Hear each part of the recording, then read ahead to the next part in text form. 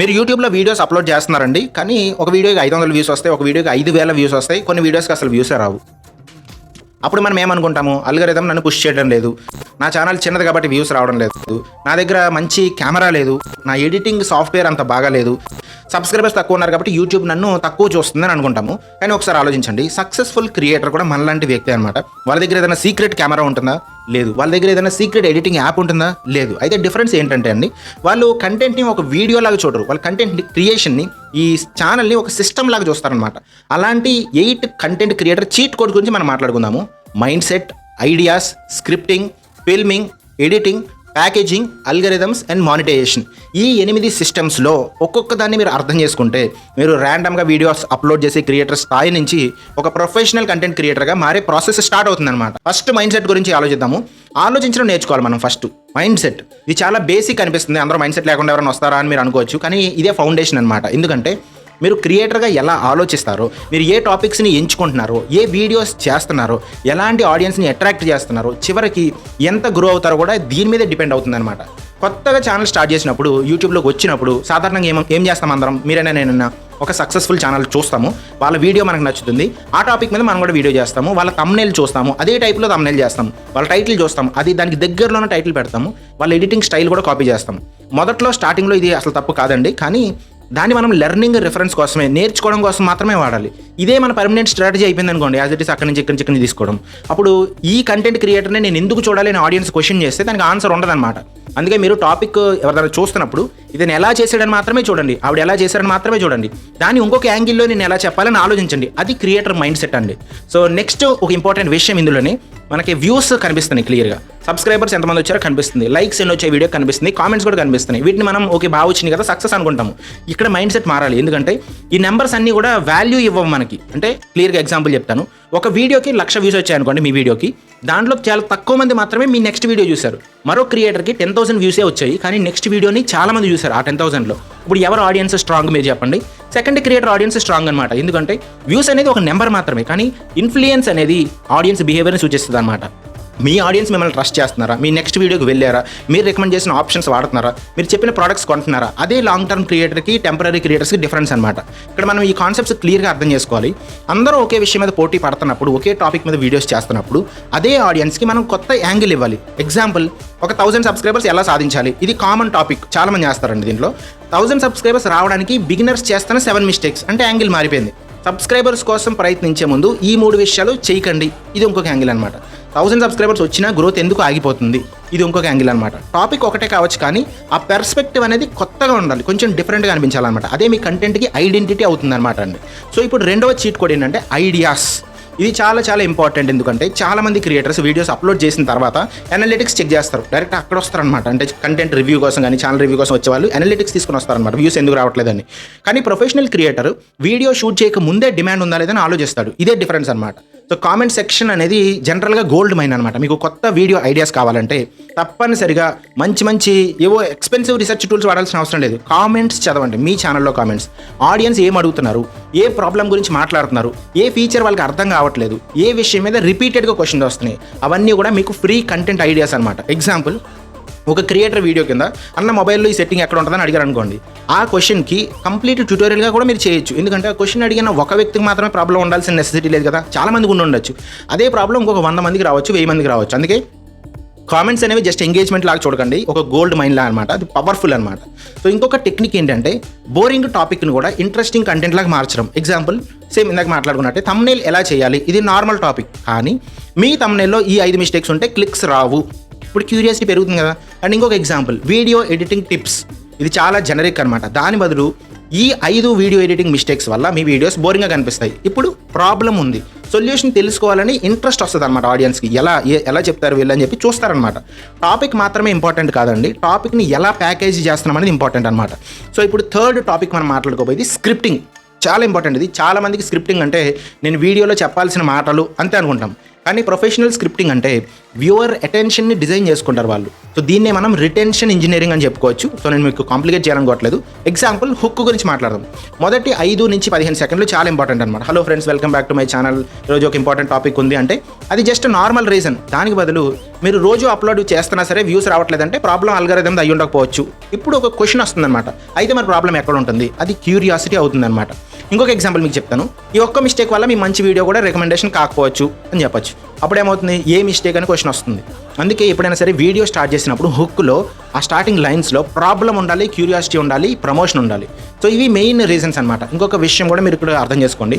మీరు ఒకే కెమెరా యాంగిల్లో, ఒకే టోన్లో, ఒకే విజువల్తో చాలాసేపు మాట్లాడితే వ్యూవర్ అటెన్షన్ కూడా తగ్గిపోతుంది అనమాట. హుక్ బాగానే ఉంది, కానీ తర్వాత వాళ్ళు కంటిన్యూ చేయాలంటే మీరు ప్యాటర్న్ ఇంటరప్ట్స్ అనేవి ఇవ్వాలి. అంటే ఏంటో చెప్తాను మీకు. కెమెరా యాంగిల్ చేంజ్ చేయడము, స్క్రీన్ రికార్డింగ్ ఏదైనా పెట్టడము, బీ రోల్స్ పెట్టడము, లేదా జూమ్ ఎఫెక్ట్స్ అట్లాంటివి పెట్టడము, ఆన్ స్క్రీన్ టెక్స్ట్ పెట్టడము, ఏదైనా స్క్రీన్ షాట్ పెట్టడము, లేదా క్వశ్చన్ పెట్టడము, ఆర్ ఇవన్నీ కాకుండా సౌండ్ ఎఫెక్ట్స్ వాడడం. ఇవన్నీ కలిపి కూడా మీరు వాడుకోవచ్చు. కానీ ఇక్కడ విషయం గుర్తుపెట్టుకోండి, ప్రతి 2 సెకండ్స్కి జూమ్ పెట్టేసి జూమ్ ఇన్ జూమ్ అవుట్ చేసేస్తే అది కాదనమాట ఎడిటింగ్ అంటే. సో రిటెన్షన్ ఎడిటింగ్ అంటే వాళ్ళకి వాల్యూ ఉండాల్సిన దగ్గర మనం క్లియర్గా ఏదైనా ఇమేజ్ కానీ వీడియో రికార్డింగ్ అని పెట్టాలన్నమాట. వ్యూవర్కి అవసరమైన చోట విజువల్ చేంజ్ అనేది ఇవ్వాలన్నమాట. ప్రతి 2 సెకండ్లకి మనం అనుకుంటే ఇచ్చేద్దాం అన్నట్టు కాదు, అది ఎడిటింగ్ కాదు, అటెన్షన్ డిజైన్ అంటారు దీన్ని. ఆ అటెన్షన్ డిజైన్ అంటే రిటెన్షన్ ఎడిటింగ్ అనమాట. మనకి ఎక్కువ వ్యూస్ రావడానికి ఉపయోగపడుతుంది.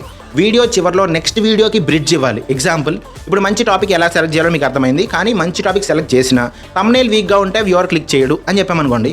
సో అప్పుడు మనం నెక్స్ట్ వీడియోకి ఒక ఓపెనింగ్ ఇస్తున్నాం అనమాట. సో మీరు ఇక్కడ ఒక వీడియోని ప్రమోట్ చేయడం కాదు, నేను ఇందాక చెప్పినట్టు ప్రమోషన్ చేయాలని చెప్పా కదా, మీ ఎంటైర్ కంటెంట్ లైబ్రరీని ప్రమోట్ చేసుకుంటున్నారు మీరు. ఇది బెస్ట్ స్ట్రాటజీ అనమాట. మీ కంటెంట్ లాస్ట్లో ప్రమోట్ చేసుకోవాలి. నెక్స్ట్ వీడియోలో ఇది ఉండబోతుంది, నెక్స్ట్ వీడియోలో అది ఉండబోతుంది అని చెప్పేసి క్లియర్గా మీరు ప్రమోట్ చేసుకోగలగాలి. సో ఇదే సక్సెస్ఫుల్ క్రియేటర్కి మనకి ఉన్న బిగ్గెస్ట్ డిఫరెన్స్ అనమాట. ఇప్పుడు 4th and important cheat code గురించి మనం మాట్లాడుకోబోతున్నాము. షూటింగ్ లేదా ఫిల్మింగ్ అనమాట. దీన్ని రికార్డింగ్ చేయడం, సింపుల్గా చెప్పాలంటే షూటింగ్, రికార్డింగ్, ఫిల్మింగ్ అని ఒకటే. ఇక్కడ ఒక పెద్ద మిత్ ఉంటుంది అనమాట. ప్రొఫెషనల్ వీడియో అంటే ఎక్స్పెన్సివ్ కెమెరా, అదంతా అవసరం లేదండి. మీ దగ్గర ఒక మంచి కెమెరా ఉంటే అడ్వాంటేజ్ కరెక్టే. కానీ స్టార్టింగ్ ప్రయారిటీ మీరు వేటికి ఇవ్వాలంటే లైటింగ్, ఆడియో, డెలివరీ. ఈ మూడింటి గురించి మాట్లాడదాము. లైటింగ్, మీ ఫేస్ క్లియర్గా కనిపించాలి. విండో లైట్ అనేది మీరు యూజ్ చేయొచ్చు మార్నింగ్స్లో, అండ్ సాఫ్ట్ లైట్ కూడా మీరు యూజ్ చేయొచ్చు. సాఫ్ట్ బాక్స్ అని ఉంటుంది. ఫేస్ మీద షాడోస్ పడకుండా ఉండేలా చూసుకోండి. మీ బ్యాక్గ్రౌండ్ క్లీన్ పెట్టుకోండి. ఆడియో గురించి మీరు ఒక విషయం గుర్తుపెట్టుకోవాలి. వ్యూవర్స్కి యావరేజ్ వీడియో క్వాలిటీ ఉన్నా పర్వాలేదు, కానీ పూర్ ఆడియో ఉంటే మాత్రం మీ వీడియోని చూడరు వాళ్ళు. సో బడ్జెట్ లిమిటెడ్గా ఉంటే మీ దగ్గర ఎప్పుడైనా సరే మీరు కెమెరాకి పెట్టకండి, మైక్కి పెట్టండి. మంచి మైక్ పెట్టండి. ఫస్ట్ ఆడియో అనమాట, చాలా ఇంపార్టెంట్. ఇక్కడ చాలామంది క్రియేటర్స్ మాట్లాడేటప్పుడు కాన్ఫిడెన్స్ మిస్ అవుతుంది అనమాట. థర్డ్ వన్ వచ్చేసి కాన్ఫిడెన్స్. ఇంకో ప్రాబ్లం, చాలామంది కెమెరా ముందు మాట్లాడేటప్పుడు నర్వస్ అవుతూ ఉంటారు, అంటే భయపడుతూ ఉంటారు. దానికి ఒక సింపుల్ ట్రిక్ ఉంది. కెమెరా 1000 పీపుల్ చూస్తారని ఊహించుకోకండి. మీకు ఇష్టమైన వ్యక్తి మీకు కెమెరా చూస్తున్నాడని ఊహించుకోండి, మీ ఫ్రెండ్కి ఎక్స్ప్లెయిన్ చేస్తున్నట్టు.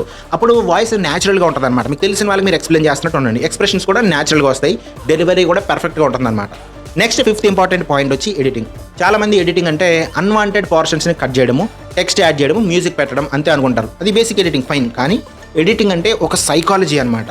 మీరు వ్యూవర్కి ఏ ఎమోషన్ ఫీల్ చేయాలనుకుంటున్నారు, ఏ ఎమోషన్తో మీరు వాళ్ళ వీడియోని చూడాలని అనుకుంటున్నారు, ఆస్వాదించాలనుకుంటున్నారు అనే దానికి ఎడిటింగ్ హెల్ప్ చేస్తుంది. సో దాంట్లో స్పీడ్ అనేది చాలా ఇంపార్టెంట్ అనమాట. కొన్నిసార్లు కొంచెం పాజ్ ఇవ్వచ్చు, ఎగ్జైటింగ్ మూమెంట్స్ వచ్చినప్పుడు స్పీడ్ పెంచవచ్చు, ఇంపార్టెంట్ ఇన్ఫర్మేషన్కి ఆన్ స్క్రీన్లో టెక్స్ట్ ఇవ్వచ్చు, ఎగ్జాంపుల్స్ చూపించేటప్పుడు బీ రోల్ కానీ స్క్రీన్ రికార్డింగ్ కానీ చూపించవచ్చు. అంటే ప్రతి చోట కూడా ఫాస్ట్ కట్స్ ఎడిటింగ్ అవసరం లేదు. ఫాస్ట్ ఎడిటింగ్ అంటే ప్రొఫెషనల్ ఎడిటింగ్ ఈక్వల్ అని అనుకోకండి. రైట్ మూమెంట్స్లో రైట్ ఎడిటింగ్ చేయడం అనేది పర్ఫెక్ట్ ఎడిటింగ్ అనమాట. సౌండ్ గురించి, మ్యూజిక్, సౌండ్ ఎఫెక్ట్స్, సైలెన్స్, వీటిని అండర్ ఎస్టిమేట్ చేయకండి. ఒక రివీల్ ముందు మ్యూజిక్ యాడ్ చేస్తే అటెన్షన్ పెరగచ్చు. అంటే ఈ టాపిక్స్ నేను చెప్తున్నాను కానీ ఒక మ్యూజిక్ అనమాట. అదే ఒక ఎక్సైటింగ్ రిజల్ట్ గురించి చెప్పినప్పుడు సౌండ్ ఎఫెక్ట్ పెడితే ఇంపాక్ట్ అద్భుతంగా పెరుగుతుంది అనమాట. అంటే సౌండ్ అనేది స్టోరీ టెల్లింగ్లో పార్ట్ అని మీరు ఊహించుకోవాలి. సౌండ్ ఎఫెక్ట్స్ని వదలకూడదు మీరు. టూల్స్ గురించి మాట్లాడితే మీకు క్యాన్వా నచ్చితే క్యాన్వా, క్యాప్కట్ నచ్చితే క్యాప్కట్, విఎన్ నచ్చితే విఎన్. టూల్ ఏదైనా పర్లేదు, మీరు ఏది ఎడిటర్ ఆల్రెడీ యూజ్ చేస్తే అదే ఎడిటర్ యూజ్ చేయండి. కానీ టూల్ని ప్రొఫెషనల్గా యూజ్ చేయండి. క్రియేటర్ టూల్ని ఎలా ఉపయోగిస్తున్నారు అనేది మెయిన్ ఇంపార్టెంట్ పాయింట్ అనమాట. Next 6th important point packaging. ఇది చాలా చాలా చాలా పవర్ఫుల్. మీ వీడియోకి ఎంత మంచి కంటెంట్ ఇచ్చినా సరే వ్యూవర్ మీ వీడియోని క్లిక్ చేయకపోతే ఆ కంటెంట్ వ్యూవర్కి కనిపించదు, నెక్స్ట్ వ్యూవర్స్కి వెళ్ళదు. కంటెంట్ ప్లస్ ప్యాకేజింగ్, ఈ రెండు కూడా ఈక్వల్ ఇంపార్టెంట్ అనమాట. ప్యాకేజింగ్ అంటే ఏంటో నేను చెప్తాను. ప్యాకేజింగ్ అంటే 3 టీలు ఉంటాయి: టాపిక్, టైటిల్, థంబ్నెయిల్. థంబ్నెయిల్ పని ఏంటంటే వ్యూవర్కి ఒక క్వశ్చన్ క్రియేట్ చేయడం, అంటే ఒక ప్రశ్న క్రియేట్ చేయడం అనమాట. ఎగ్జాంపుల్, థంబ్నెయిల్లో వ్యూస్ రావట్లేదా, వెంటనే వ్యూవర్కి అవును నాకు కూడా వ్యూస్ రావట్లేదని కనెక్షన్ రావాలన్నమాట. టైటిల్ గురించి ఆలోచించండి. టైటిల్ మాత్రం కంటెక్స్ట్ ఇవ్వాలి. ఇప్పుడు పైన క్వశ్చన్ ఉండాలి, ఇక్కడ కంటెక్స్ట్ అంటే దానికి సందర్భం ఇవ్వాలన్నమాట. ఎగ్జాంపుల్, యూట్యూబ్లో మంచి వీడియోస్ చేస్తున్నా వ్యూస్ రాకపోవడానికి అసలు కారణం ఇదే అని చెప్పారనుకోండి. సో థంబ్నెయిల్లో వ్యూస్ రావట్లేదు అని ఉంది, ఈ రెండు కలిపి ఒక సెంటెన్స్గా రిపీట్ చేయాల్సిన అవసరం లేదు. ఒకటి క్యూరియాసిటీ, ఇంకొకటి కంటెక్స్ట్, సందర్భం ఇవ్వాలన్నమాట. ఇదే గుడ్ ప్యాకేజింగ్. సో మరి ఇక్కడ చాలా మందికి డౌట్ వస్తుంది, క్లిక్ బెయిట్ చేస్తూ ఉంటారు కొంతమంది, అంటే ఇది వింటే మీరు షాక్ అయిపోతారు, షేక్ అయిపోతారు, ఇట్లా ఉంటాయి అనమాట.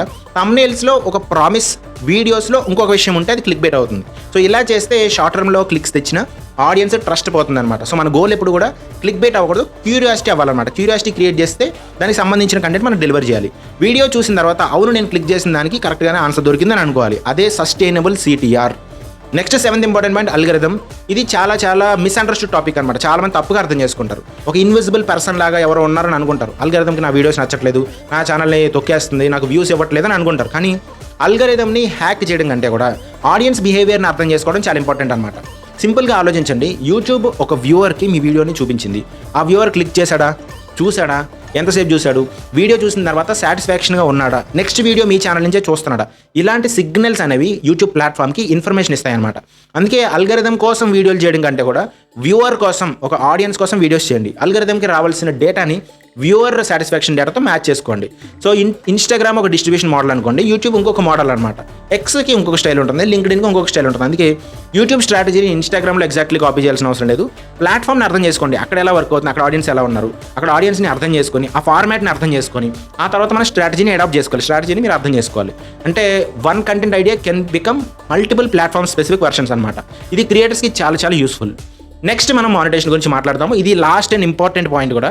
చాలామంది క్రియేటర్ జర్నీ ఎలా ఉంటుందంటే, ఫస్ట్ నాకు 1000 సబ్స్క్రైబర్స్ కావాలి, తర్వాత 10,000 సబ్స్క్రైబర్స్ కావాలి, తర్వాత నాకు 1 lakh సబ్స్క్రైబర్స్ కావాలి. కానీ ప్రొఫెషనల్ క్రియేటర్స్ ఒక స్టేజ్ తర్వాత క్వశ్చన్ని చేంజ్ చేస్తారు, క్వశ్చన్ మార్చేసుకుంటాడు అనమాట. ఏంటంటే నా ఆడియన్స్కి వాల్యూ క్రియేట్ చేసే సస్టైనబుల్ ఇన్కమ్ ఎలా జనరేట్ చేసుకోవాలి నేను. అదే real creator business mind set అనమాట. యూట్యూబ్ యాడ్స్ అనేది ఒక ఇన్కమ్ సోర్స్, అది మీకు తెలిసిందే. కానీ brand partnership, affiliate marketing, digital products, courses, consulting, memberships, ఇంకా ఏదైనా సర్వీసెస్ అవ్వచ్చు, ఈవెంట్స్ అవ్వచ్చు, ఫిజికల్ ప్రోడక్ట్స్ అవ్వచ్చు, లేదా కమ్యూనిటీస్ అవ్వచ్చు, ఇలా చాలా మోడల్స్ ఉన్నాయన్నమాట. కానీ ఇక్కడ ఒక గోల్డెన్ రూల్ ఉంది, ఆడియన్స్ ట్రస్ట్ లేకుండా మానిటైజేషన్ సస్టైనబుల్ అవ్వదన్నమాట. ఎక్కువ రోజులు ఉండదు, కొన్ని రోజులు ఉంటుంది, బాగా లక్షల్లోని కోట్లను వస్తాయి, తర్వాత జీరోకి పడిపోతుంది అనమాట. అందుకే ముందు వాల్యూ ఇవ్వాలండి, తర్వాత ట్రస్ట్ ఇవ్వాలి, ఆ తర్వాత మానిటైజేషన్ ఆటోమేటిక్గా వస్తుంది.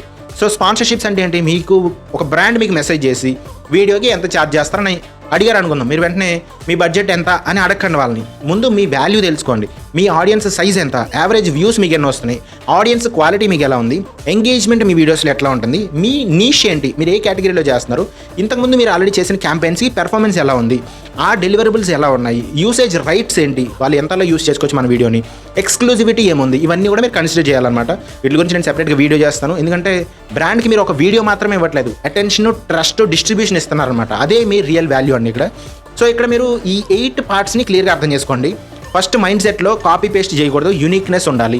Next number 2, ideas. షూట్ చేసే ముందు డిమాండ్ని కనుక్కోవాలి, మీరు డిమాండ్ని వ్యాలిడేట్ చేసుకోవాలి. నెంబర్ 3, స్క్రిప్టింగ్, వ్యూవర్ అటెన్షన్ని ప్రాపర్గా డిజైన్ చేసుకోవాలి. నెంబర్ 4, ఫిల్మింగ్, షూటింగ్ అనమాట. కెమెరా కంటే ముందు లైటింగ్, ఆడియో డెలివరీ పైన ఫోకస్ చేయండి, అంటే కాన్ఫిడెన్స్ పైన ఫోకస్ చేయండి. ఎడిటింగ్, కట్స్ ఒక్కటే అనుకోకండి, ఎమోషన్ అండ్ పేసింగ్ ఇంపార్టెంట్ అనమాట.